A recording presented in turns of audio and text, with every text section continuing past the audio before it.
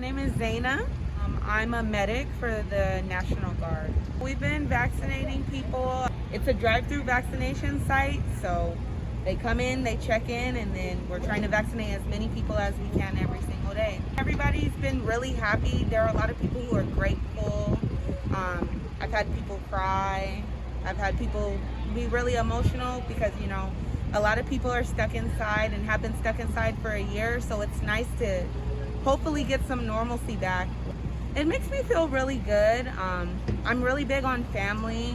Me and my family always spend time together, but since COVID-19 hit, I haven't seen my grandparents in months. I haven't seen my cousins, my aunts and uncles in months. But I know that for someone like my grandmother, that can be a fatal infection. So I know that what I'm doing here, people are doing back where I live. I live in Stockton, so it's nice. I'm happy. It's just about not only making sure that my family is safe, but everyone else is safe around me.